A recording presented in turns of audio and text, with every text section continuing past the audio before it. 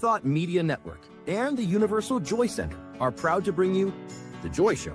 One voice, one story, infinite inspiration. Join your host, Barbara Jean, every Friday at 3 p.m. Eastern Time or 1 p.m. Mountain Time. Tune in live or watch anytime on youtube.com/UJOYC. The Joy Show with Barbara Jean. The perfect way to get inspired on Friday afternoons. Only on New Thought Media Network. And please like, share, and subscribe. And now, let's join Barbara Jean on The Joy Show. Good afternoon, good evening, wherever you are in the world. Welcome, welcome, beautiful souls, to The Joy Show. One voice, one story, infinite information, inspiration, and information. So joy means just one you. And there never has been another you in all of time. And there never will be again. Your presence, your journey, your wisdom, and even your wounds, believe it or not, carry something sacred. So I'm Barbara Jean, and I'm so grateful you're here with me today. And today we're exploring something deeper than a passing feeling. Our topic today is what joy really means. Ooh. All right. Joy is not the same as happiness. It's something deeper, steadier, and far more powerful. So let us begin with our land acknowledgement. I acknowledge and thank the original caretakers and knowledge keepers of this territory. All Indigenous peoples, recorded and unrecorded, who have shared responsibility for this land all across Turtle Island. Recognizing our ultimate oneness and acknowledging our reality, both past and present, we commit to moving forward in a spirit of mutual cooperation, for we are one. Miigwech. Okay, well, I think that sometimes we've been taught that joy means smiling all the time, or that if we're spiritual enough, healed enough, positive enough, then we should always appear happy. But life teaches us something different, doesn't it? There are seasons of loss, moments of uncertainty, days when our hearts feel heavy. Joy is not pretending everything is perfect. Joy is not denying pain. Joy is that quiet knowing, pardon me, that even in the middle of difficulty, something sacred is still alive within us. And to me, joy is a spiritual quality. So it is that deep inner awareness that life is still meaningful, spirit is still present, and love is still available. So there's a difference between joy and pleasure. So let's talk about that difference. Pleasure is beautiful, and pleasure is definitely a good part of life. A good meal, a laugh with a friend, a cup of warm tea, a beautiful song. All of these moments matter. But pleasure, I'm so sorry. Pleasure often depends on outer conditions. Joy does not. Pleasure says something good is happening around me.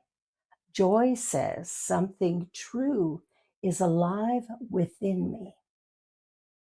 Pleasure oh my goodness. Pleasure can come and go. Joy remains. Joy is not based on circumstances. It is based on connection. Yes, connection. Connection to self, connection to purpose, and connection to spirit.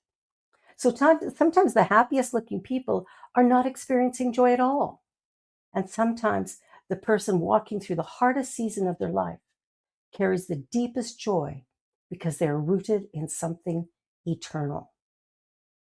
I know many times I've done numerous memorial services. And over the years, as I'm doing those services, you'll see moments where people are just weeping.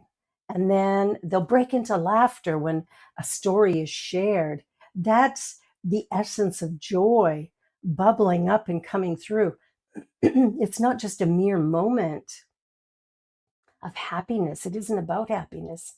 It's that, unlocking that memory and touching that sweet spot inside of us. So I want to share a story with you. And So I think of joy like the roots of a tree. So in the middle of winter, the branches may look bare, no leaves, no blossoms, no visible signs of growth. But beneath the surface, life is still there. The roots are deep, the tree is still alive, spring is still possible. Well, that's joy. It's not always visible on the outside. Sometimes joy is simply the quiet strength that keeps us rooted when life feels cold. And I'm sure we've all had difficult seasons, and yet somehow we get through them. There's a resilience in us that gets us to the other side. So, one of the most powerful truths I've learned is that joy and grief can live in the same room.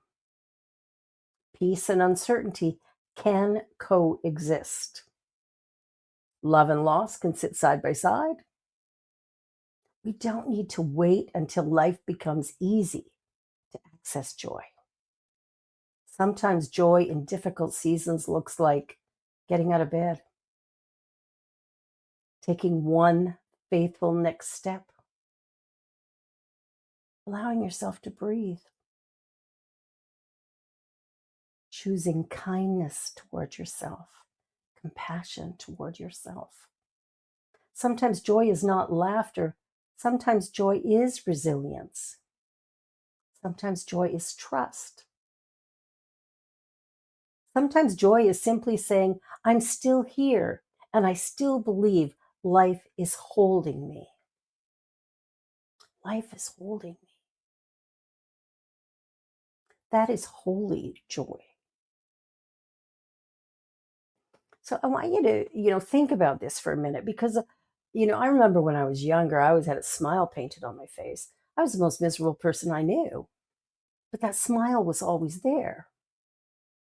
Why? Because that would create a connection with the people in front of me or around me. I wanted people to believe that I was happy. Truth is, I wasn't. So think about this. Where have you experienced joy, even in a difficult time?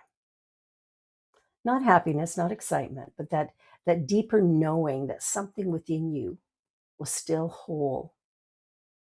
Just take a moment. Just think about that. Let that question settle into your heart space and listen to what it says. One of the most powerful, meaningful, and exciting things that we can do is listen to that still small voice. Listen to that still small voice and move with it. Now, I know that sounds like, well, how do I know if it's the still small voice or if it's my ego chatting up a storm? Like, how do I know the difference? And there is a difference. For sure, there's a difference. The difference, like, the ego is all about me, and not the kind that does the do, re, mi, but just me. Whereas when we're in a place of connecting in that deeper way, it becomes we. So, whatever inspiration is coming is something that's not only good for you, but is good for life. It's good for everyone. Now, it doesn't mean everyone's going to agree with it. What it means is the truth, capital T truth, is this harms no one. Now, there's a difference between harm and mom and dad saying, you're going to go to university to be a lawyer, and you're going, oh, I hate law, right? And so you decide to become an artist or an architect or, a nurse, whatever, and your parents are disappointed. You've not hurt them. You've not done anything to them. What you've done is honored you, and they will come around. Just because they're disappointed because they had set ideas for you, that does not mean that you have created pain for them. You have not. They've created it for themselves based on their unrealistic expectations. And some parents have that, don't they? Like sometimes you'll hear parents, talk about how accomplished their child is. But when you talk to the the kid they're talking about, their son or daughter, or their their child or sibling, what you find is those people are miserable. And then when they quit that big job, everybody's like, what are you doing? Oh my gosh, you're making such good money. But if you're miserable, it doesn't really matter how much money you're making. Nothing's going to buy that miserable out of you.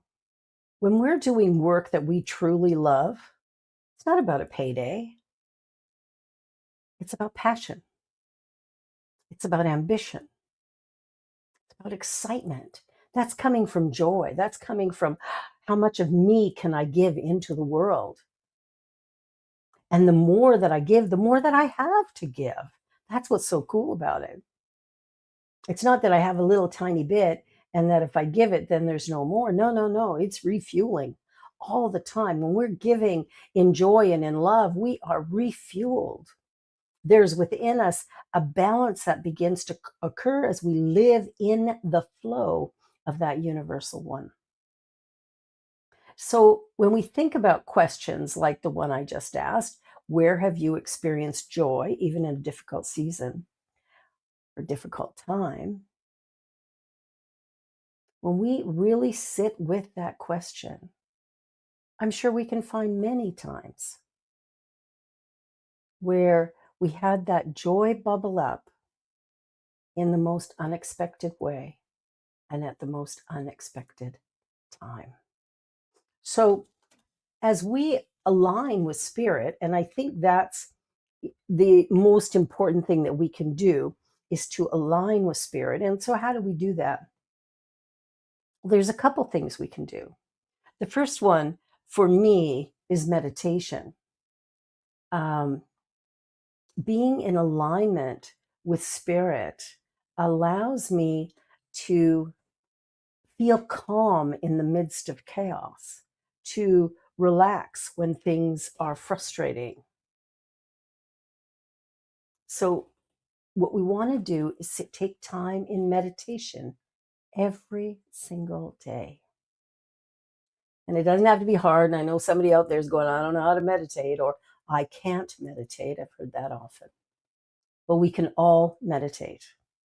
Meditate doesn't mean I have a blank slate. Would I love to get there? Absolutely. Is it essential? Absolutely not. Here's what will happen. When you first go into meditation, quieting your mind is going to be a challenge.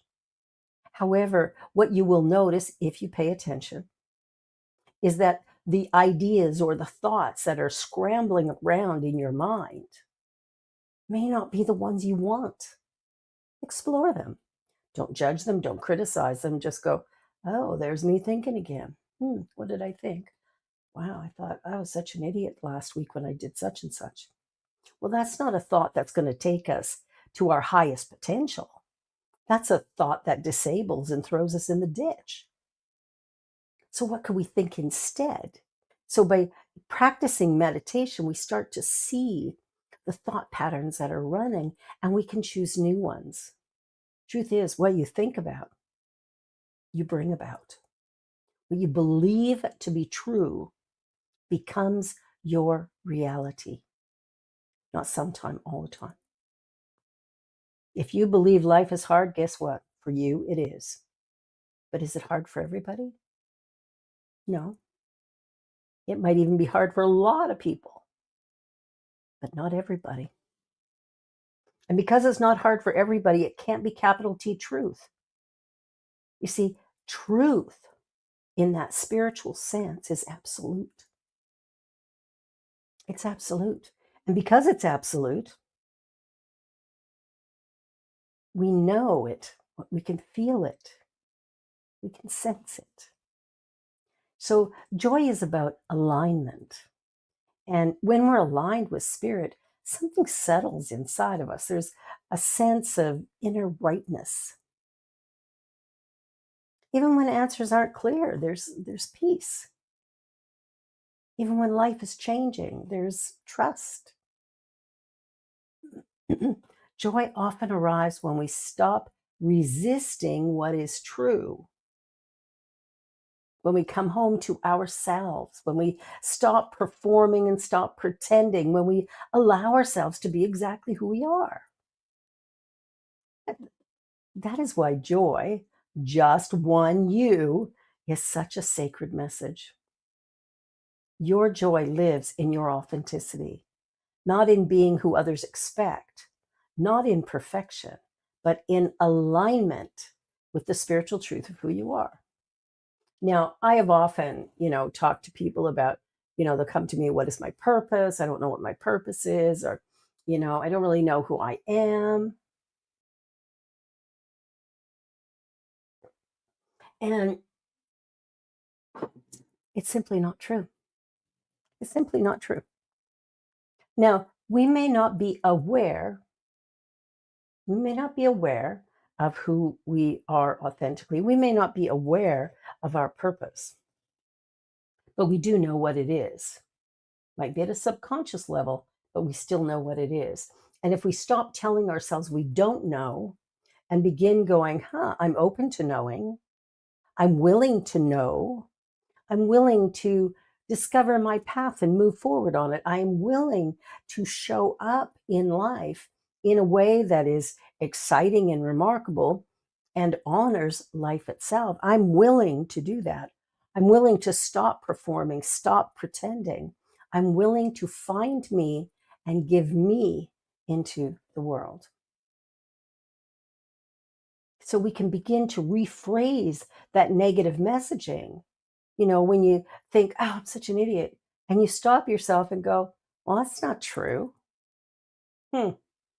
Okay, well, I'm amazing. I'm remarkable, just like everybody else. I'm unique and special, like everybody else. I don't care if you're the Prime Minister of Canada, if you're a street person living under a bridge, an unhoused person, living under a bridge. You are created unique and special. And don't let anyone ever tell you or suggest to you that you are less than that.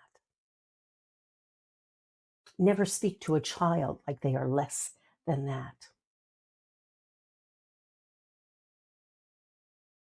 Never speak to yourself like you're less than absolute, unique, special, glorious being. See, the journey that we're on it's not about being perfect and it's not about getting somewhere. The truth is there's nowhere to get. We are here having an experience called life.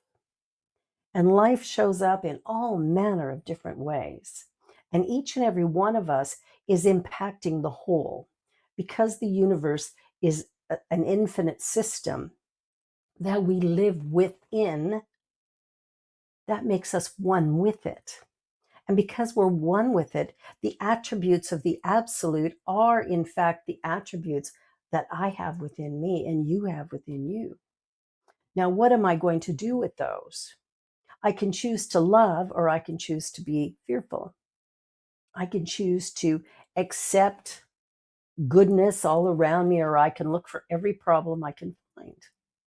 I can complain constantly or I can rejoice moment by moment in the beauty, the wonder, the incredible magnificence of this universe.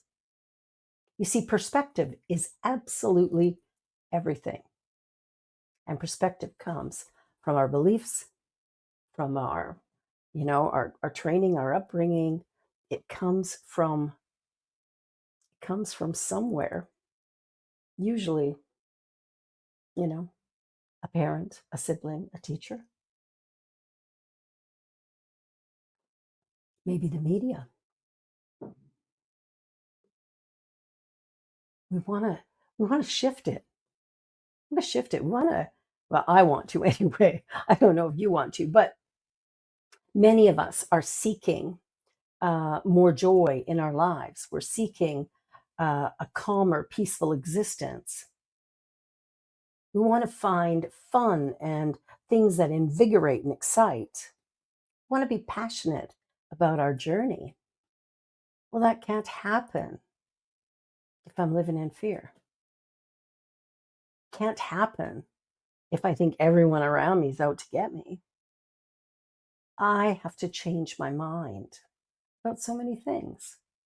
And as I observe the world around me, I have to be willing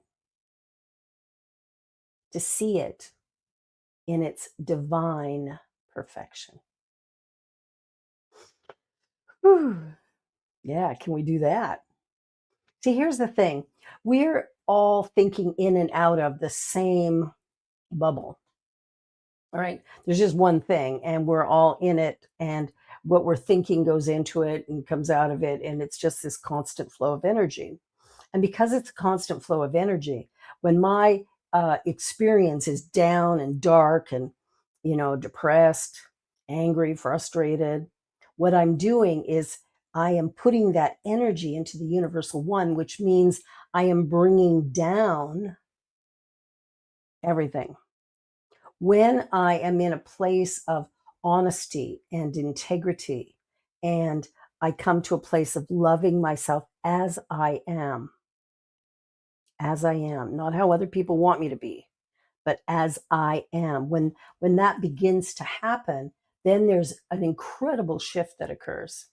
Now that shift happens like that, quick and easy, quick and easy.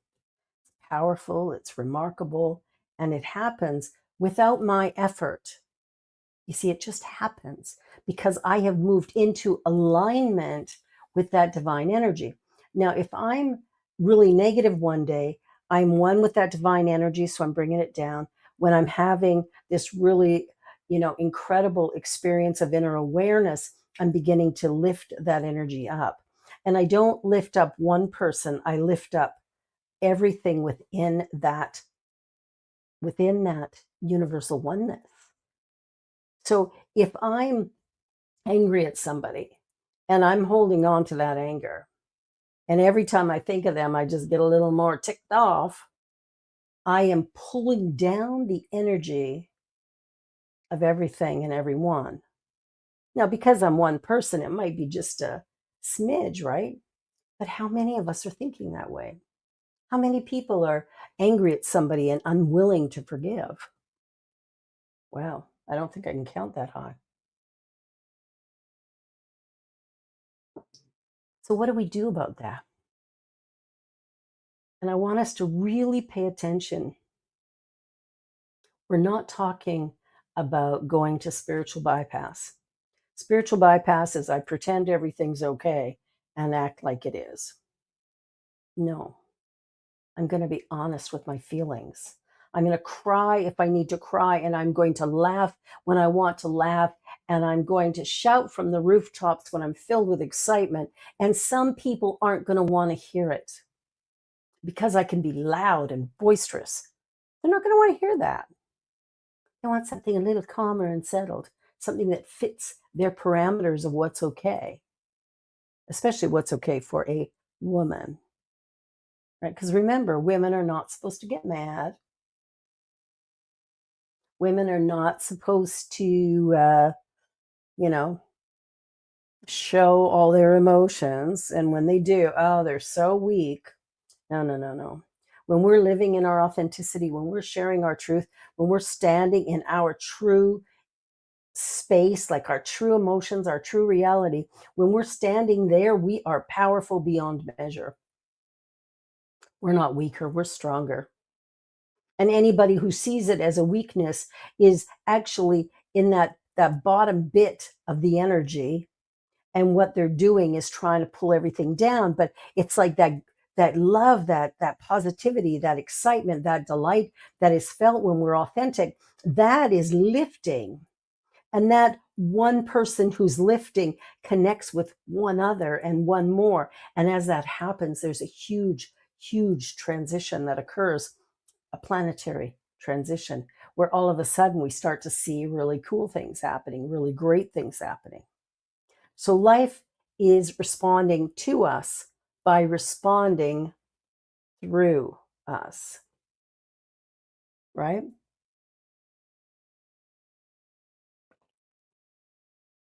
Life is right here where I am being me.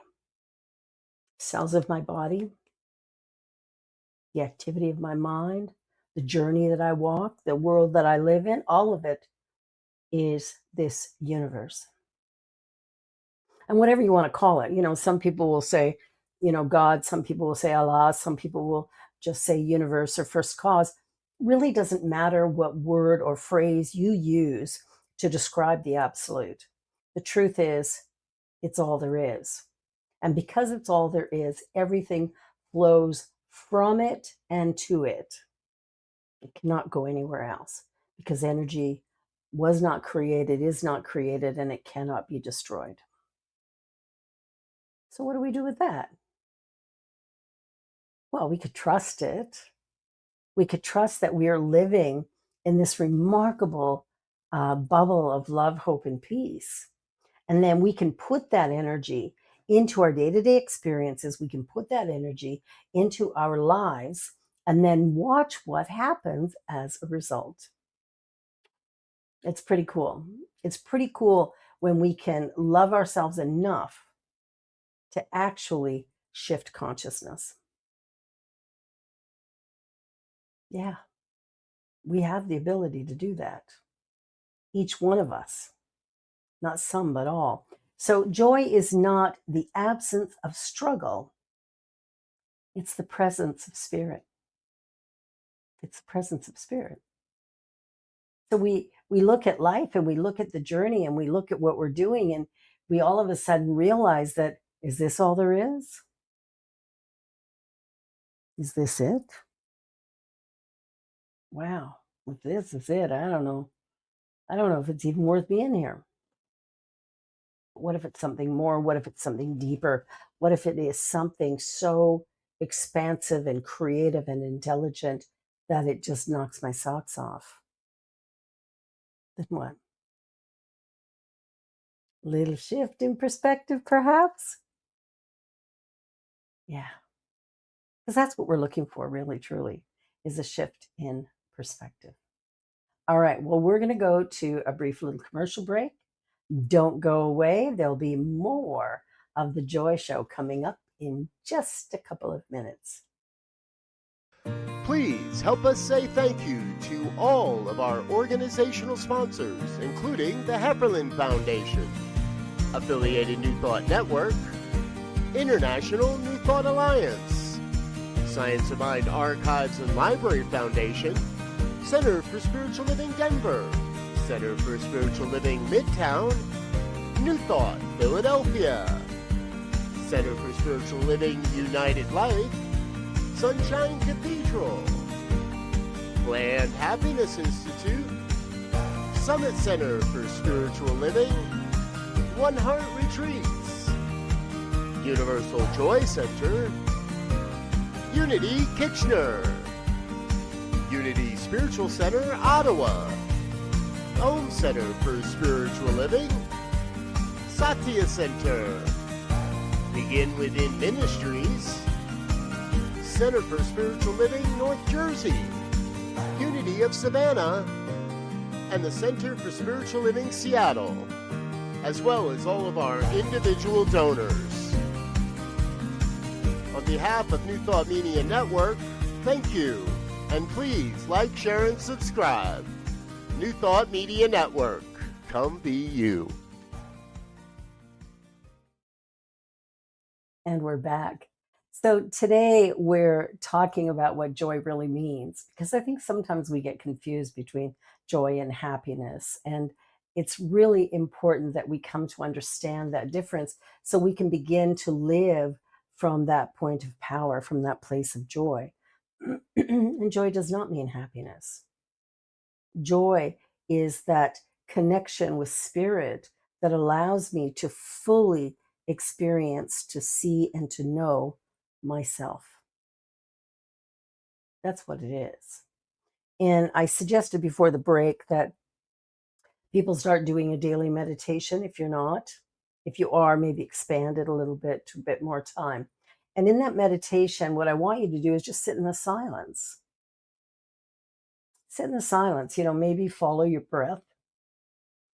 Inhaling, exhaling, thinking those words as you breathe. The thing is that we are in the right place. We are doing the right things. And if we would surrender into that, knowing that, things would get so much easier, so much better all the way around. Ooh, something in my eye. So the journey is really about putting one foot in front of the other, not haphazardly, but listening to that intuition, listening to that divine energy within that suggests that I'm more than I think I am. You ever thought that? That somehow you're more than you thought you were?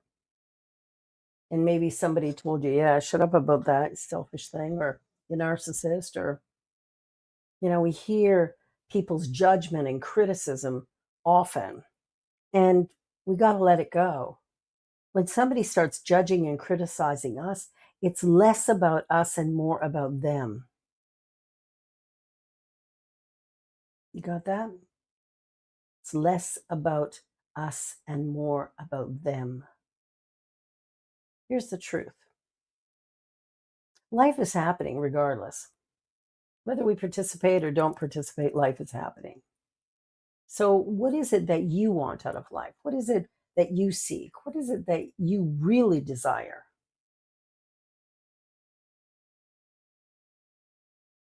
And don't come up with a list of stuff that your best friend said, or the list of stuff you think would be acceptable. I want you to dig deep.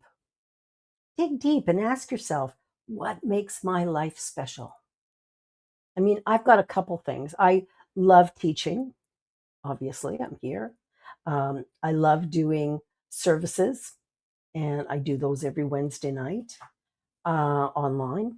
And I really I love to dance. I love to be in the water. So you might ask, well, how often do I do those things? Dancing? I'd have to put a big fat zero on that because I'm not doing it. The question I'll ask myself later after the show is why not? Because even if I don't go out somewhere to dance, I got music in my house.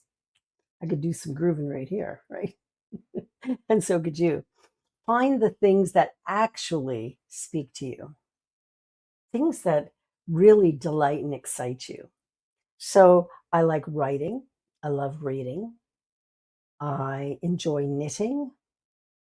I love to get a new book because that just hypes me right up. Oh, I got a new book. I got to start reading it.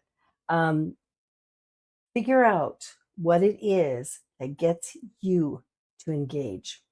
What is it that gets you so excited about life that you're willing to come here every day,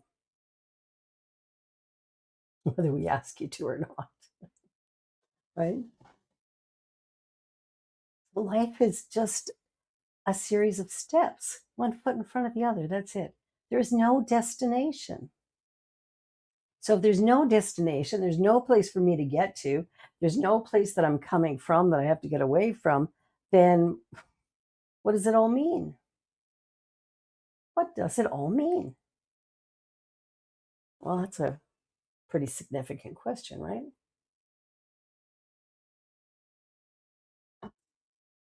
For me, life means waking up in the morning and participating in the day, whatever that looks like, because it doesn't matter to me what you create or don't create, right? That's up to you. And you're going to live with the fallout depending on which you choose. If you choose to walk away from the classes that you're teaching, that might disappoint a bunch of people. And if you were to get in a fight with a sibling, that's going to cause some challenges with other people.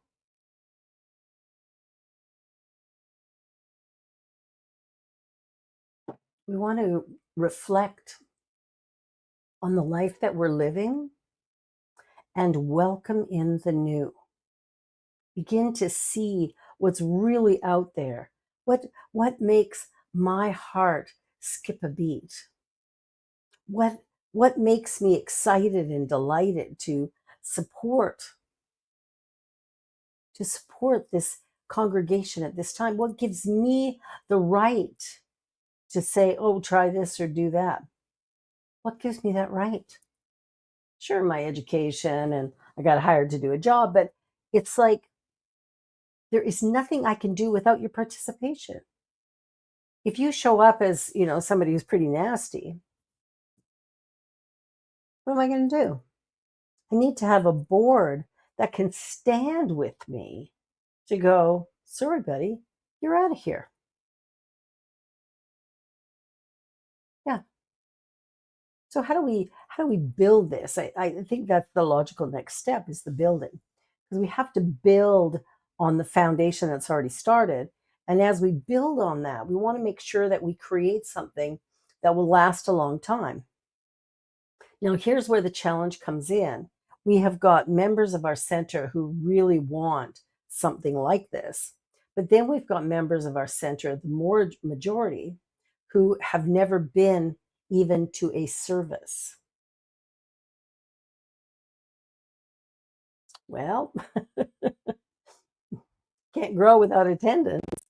And we need attendance. We also need money.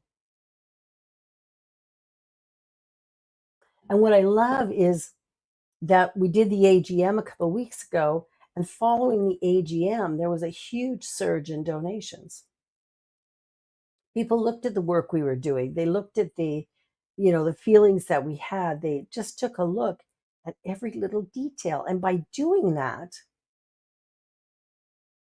we found the person who's doing our website. That is massive. When Reverend Sharon left, she left, a little hole in the raft for us.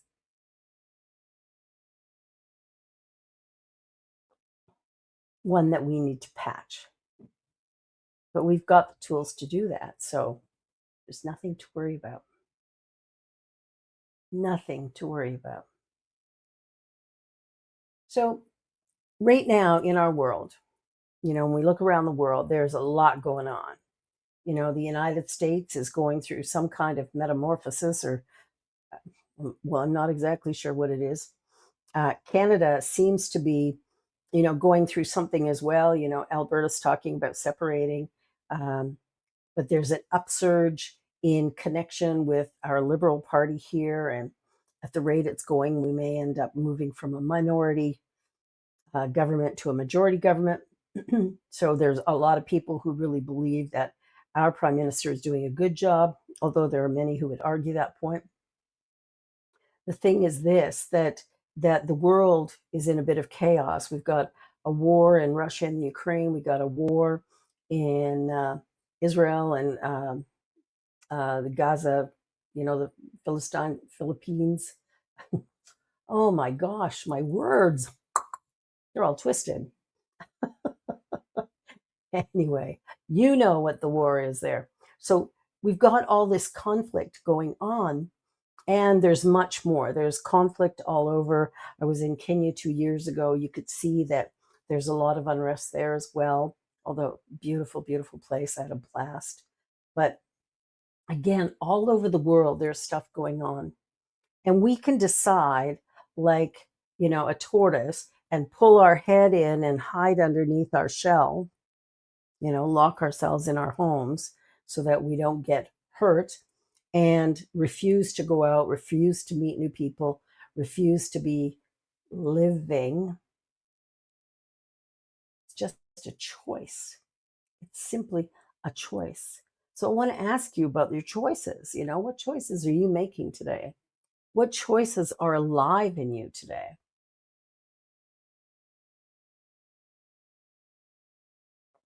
And if you knew how powerful you are, if you knew that, how might your life look different? Because I'm suggesting that you are powerful, that nothing has been withheld from you, and I do mean nothing, nothing has been withheld. See, whatever's not coming in, whatever we're not getting that we think we need or want or desire, whatever, if we're not getting it, that's because we've put a wall up to not receive it.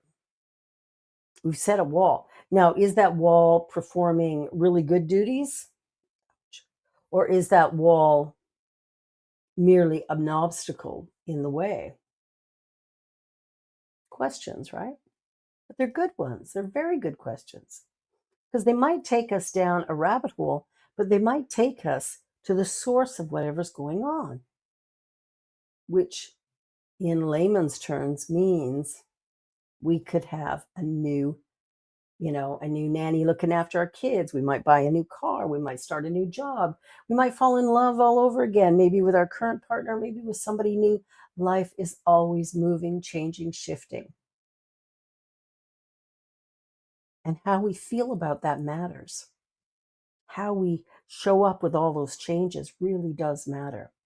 So as we align with spirit, and this is why meditation is so powerful, we take that bit of time in the morning, we sit in the silence, we allow ourselves to settle so that we can relax, release anxiety, stress, worry, guilt, resentment, frustration, let it all go, and sit in the knowing I am one with the infinite. I am one with spirit, because it is in that oneness that we are able to live to our fullest expression.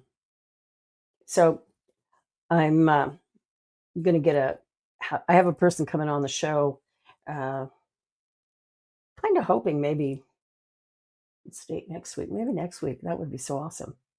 Who is redefining gender for himself. And so I'm really excited to have him on the show to talk about gender redefined.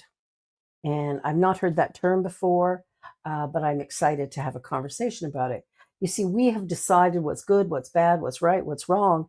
But I'm here to tell you that truly there is no good and bad. It is perception that makes it so. See, if I was taught as a little kid to, let's say, to burp at the end of a meal, I was taught that's disgusting. But there are places in the world where that would be a compliment to the chef. If I go and wear my shoes in the house, well, that might be okay in California. Would it be acceptable in Korea or China? You see, there are differences all over the place. We don't need to judge them and criticize them. We don't need to think they're bad and wrong or stupid or whatever. We want to think, what we want to do is go, isn't that cool? Let me discover more about this culture or this group of people or this individual. You see, when we get curious, we invite ourselves into a conversation with someone or something else. And as a result of that, we end up feeling much more, much more vigorous and vibrant in life. We feel more excited about the day. There's a sense of, wow, now what? And we're really living in the present moment, knowing that something good is coming. But when we're living in that fear place, oh man, ouch. That's not a great place. Fear is false evidence appearing real. False evidence appearing real. Yeah.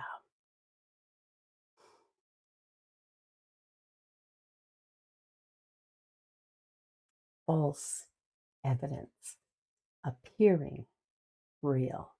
I want you to think about that. Maybe write that down. It actually comes from A Course in Miracles, and it's been shared by numerous spiritual teachers. And what I'm saying is that most of what we fear is not even real. The fear of public speaking. Okay, standing up in front of a group of people, yeah, that can be, a little tense. But to fear it, to find it so unimaginable that if it happened, it's like you feel like you would be crushed by it. You wouldn't. You would, you would succeed and give a great presentation, or you would, uh, give a really crappy one. And the truth is, you still would have succeeded if you had a fear and you walked through it. That's success. So, this journey that we're on, that we're all on, is really about standing in the moment, saying, Here I am. Here I am. There's a great TED talk by Brene Brown on vulnerability, where she talks about her own vulnerability. It's a great talk. And vulnerability is something most of us avoid. Why? Fear. We don't ask for a raise from our boss. Why? Fear. We resist leaving a job we really, really hate because we're afraid there won't be another one. Oh, fear again. We save as much money as we can and we stock it all away. And maybe we buy lots of groceries and stuff and stock all that away and bottles of water. Why? Fear. And I'm not saying don't save money or don't set aside something in case the power goes out. I'm not saying that. What I'm saying is, why am I doing it? Why am I doing it?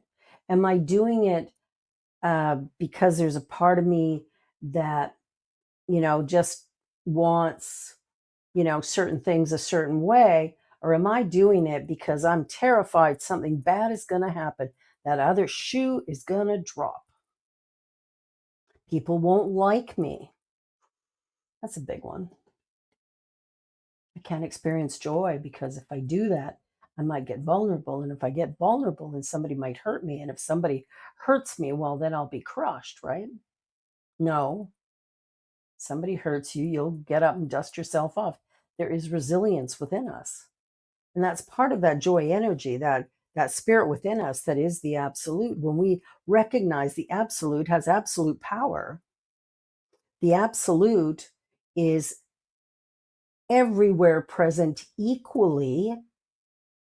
Doesn't matter what I'm doing, it's still right here where I am. And I have an opportunity to share, to wake up, to live from a grander place if I so choose. Choice, big word.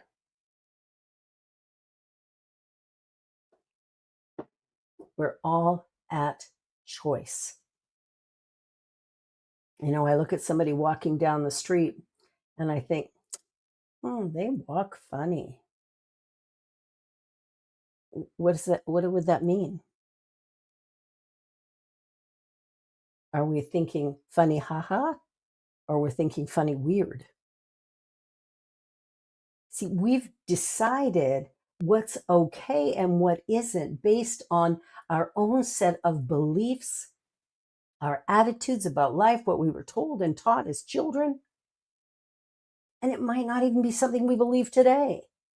And yet we're still living from that same energy.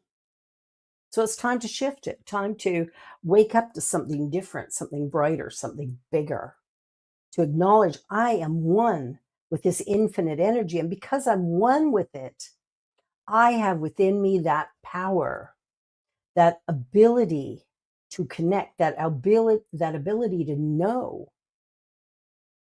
I have the power to connect with everything around me. Not some things, all things. So, I look at the world and I go, well, what can I bring? What can I do as one person to begin to shift the amount of conflict that is in the world today? Well, the very best thing I can do is to live in a state of peace to the best of my ability. And that means when something goes wrong, I don't erupt and blow up and spew lava all over everybody, or my anger or my frustration, but rather when things go wrong, to look at it and go, okay, now what? You see, for every block that shows up, there is another way. It's just not that way. I mean, think about water, right? Water seeks this easy path. And so if we put a boulder in the middle of a stream, what happens? The water goes around it and maybe even over it. It doesn't stop it. It might stop it momentarily while it builds up, but then it's going to flow over. You see, we're living in a system, an energy system that is beyond our understanding. There's no way to comprehend what's happening at a soul level in the universe. It's like, whew, to understand the power of the universe, impossible.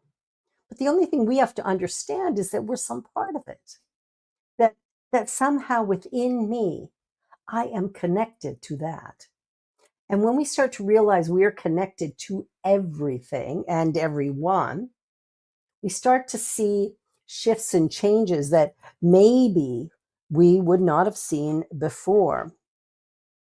One of the things that Louise Hay wrote, I think it's at the beginning of chapter 2.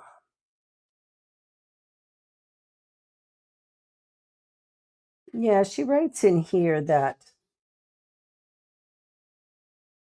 oh, that's chapter 3. Go back, I say. Sorry, folks. Louise Hay, a powerful minister of the science of mind, she got a chapter in her book, You Can Heal Your Life, called What is the Problem? And we have a list of them, don't we? My relationships don't work. My body doesn't work. My finances don't work, right? My life doesn't work. And then we have a series of phrases and words we use regular that, like, I should what? My mother said I should because I'm afraid not to, because I have to be perfect. Well, everybody has that. What we want to do is start loving the self. She writes in here, she says, love to me is appreciation to such a degree that it fills my heart to bursting and overflows. Love can go in any direction. I can feel love for the very process of life itself, the joy of being alive, the beauty I see, another person, knowledge, the process of the mind. Our bodies and the way they work, animals, bird, fish, vegetation in all its forms, the universe and the way it works. The universe and the way it works. You see, it works for us by working through us. It's like we're this conduit and we have this direct line to spirit, right? It's from here to here, head to heart. What is that? For me, it's probably about 12 inches. For some of you, maybe 18. From head to heart. That's where we're at. And as we move from head to heart, we wake up. We see everything new, everything different, everything shiny and beautiful and lovely. When I was 27 years old, I had a spiritual epiphany, a moment of absolute clarity where I knew without a doubt that God was love. And when I use the word God, I'm talking universe, first cause, the absolute, the beloved, the one, the only, right? We can't describe it. You can't describe any infinite thing with any sense of expanded truth in it because we can't know that. We can think about it, we can explore it, we can discover aspects of it, but we will never know the entirety of it because we are in this finite form and it is absolute, infinite. The finite cannot know the infinite. However, because we live, move, and have our being in it, we can explore it, we can talk about it, we can live our lives in alignment with it, even if we so choose. So tell me, what are your choices today? What is it that you're going to do, knowing that you are divine, that you are wise and wonderful, that you're created perfect, whole, and complete? Your behavior might be something else, but you, the essence of you, is in fact perfect, whole, and complete. Never been touched, never been harmed, all good. All right. So we journey with that understanding, and journeying with that understanding is called love. We look at each experience, and rather than judging it, criticizing it, we look at it and go, okay, it is what it is, but now what? And so we might look at an experience and go, oh, that's really bad. And then we immediately, and I do mean immediately, we're having these really negative, dark feelings about how bad this is. And maybe we start crying or screaming as a result of that. But there's been a moment of recognition of something that has told us that this is somehow bad.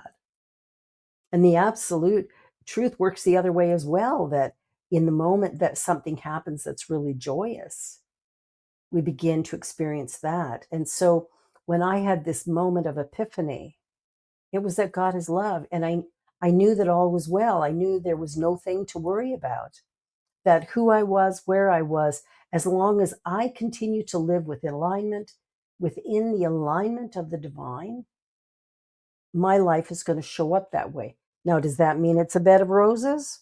No. It means that life has ups and downs and here and there, but I'm steady.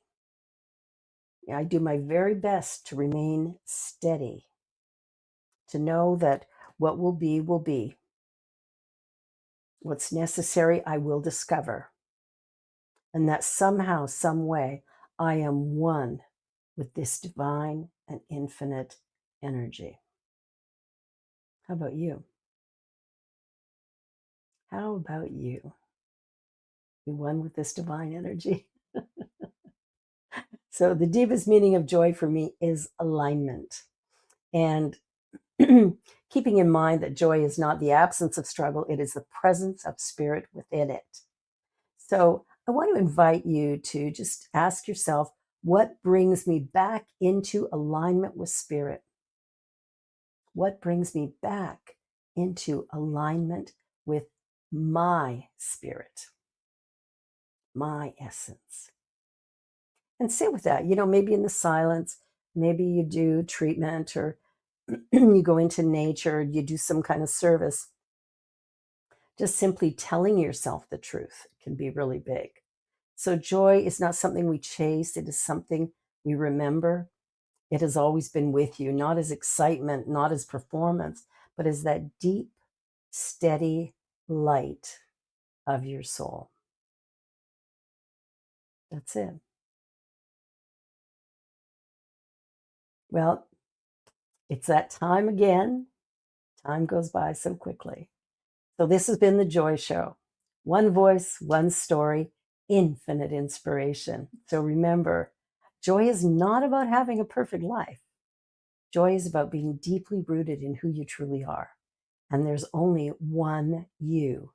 That is sacred. That is enough. That is joy. Thank you for watching. Be sure to like, share, subscribe, and like, share, and subscribe to the New Thought Media Network as well. And just know that New Thought Media Network is, in fact, a charitable organization, so you may consider sending a donation to ensure that the incredible programming that's been going on for a number of years now and every day of the week is available to you constantly, that you will never lose it. So listen to the radio, watch the various shows, and know that you truly are divine. Have a blessed day. Bye for now.